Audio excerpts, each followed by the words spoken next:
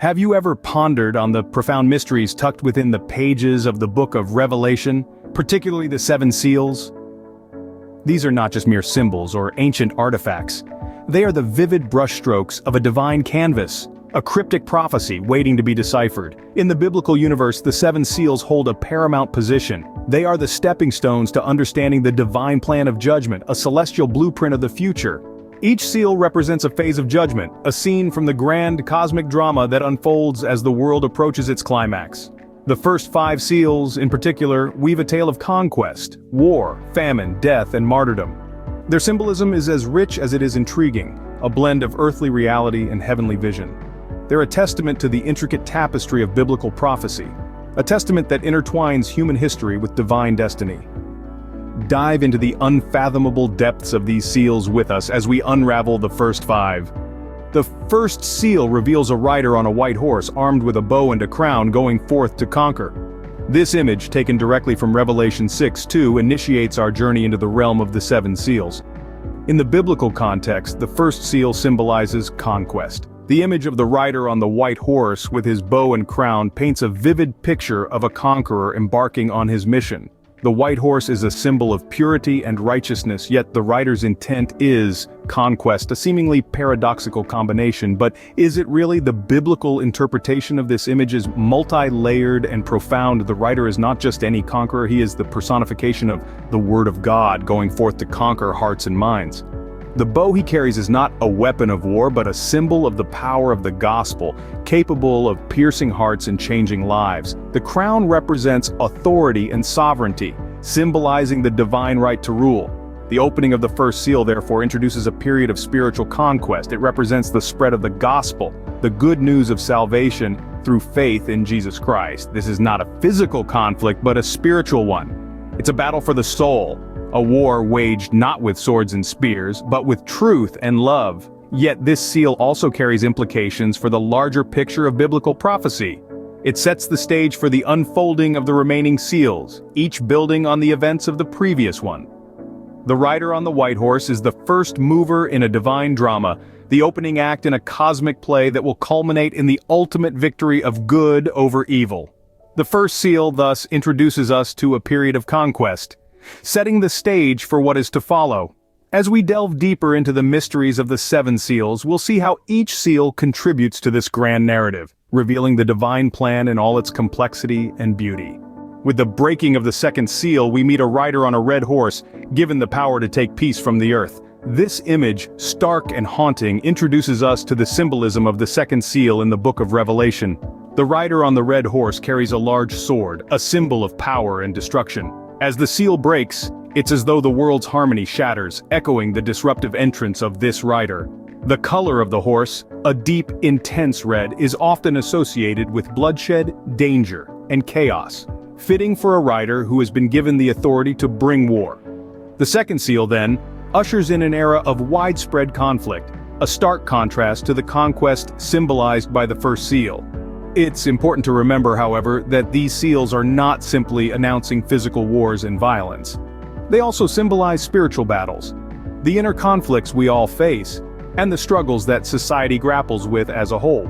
Perhaps the most significant aspect of this seal is the given power to take peace from the earth. This is not just about the absence of war, but the absence of true peace.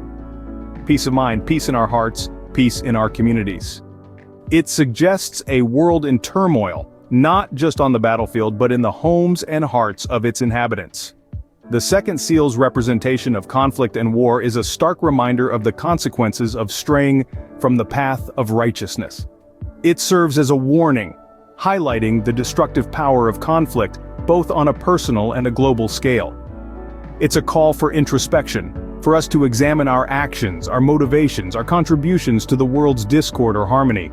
So, while the second seal is undoubtedly dark and unsettling, it also offers an opportunity for reflection. It prompts us to question, to challenge, to strive for peace in a world often marked by conflict. The second seal, therefore, ushers in an era of war, building on the conquest introduced by the first seal. The seals continue to break, each one revealing a new chapter in this profound narrative of judgment and redemption. The third and fourth seals reveal riders on a black horse and a pale horse, symbolizing famine and death, respectively. As we delve deeper into the narrative of the seven seals, the scenarios progressively intensify. The opening of the third seal introduces us to the rider on the black horse. Holding a pair of scales in his hand, this horseman is a harrowing symbol of famine. The scales, often associated with rationing, signify scarcity of food.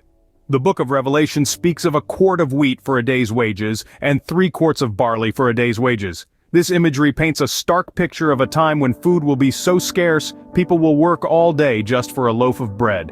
Moving on to the fourth seal, we encounter the most chilling horseman of all: death. Riding a pale horse, he is given power over a quarter of the earth, to kill with sword, famine, and plague, and by the wild beasts of the earth. This horseman doesn't come alone. He is followed by Hades, the afterworld, swallowing up the victims of death's ride.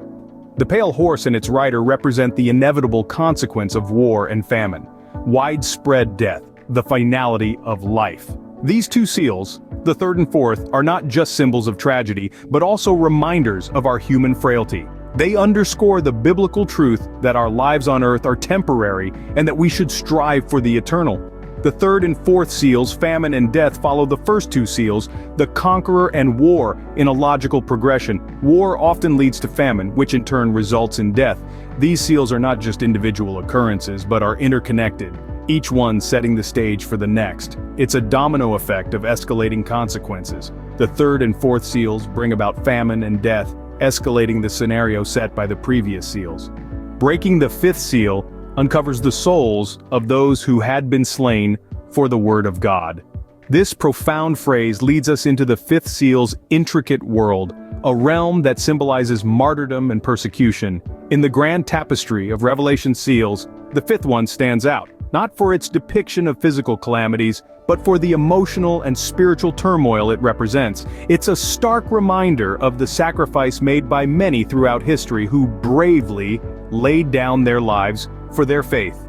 Let's delve deeper into its symbolism. The fifth seal, unlike its predecessors, does not introduce a horseman. Instead, it reveals souls beneath the altar, the martyrs who have been slain for their steadfast belief in the word of God. Their cries for justice echo through the celestial realms, questioning when their blood will be avenged. The answer to their plea comes in the form of white robes given to each of them. These robes are profound symbols in biblical literature, often representing righteousness and victory. Here they signify the martyrs' ultimate triumph over their oppressors, a promise of vindication that their sacrifices have not been in vain. However, they are also told to rest for a little season until their fellow servants and brethren, destined to be martyred as they were, shall join them. This revelation introduces an unsettling prediction of more persecution and martyrdom to come. The fifth seal, therefore, is a poignant reminder of the cost of faith and the courage of those who stand firm in their beliefs, even in the face of the ultimate sacrifice. It paints a picture not of physical warfare or disaster, but of spiritual struggle and endurance. This seal serves as a testament to the resilience of faith, a tribute to those who, in the name of their belief, have suffered.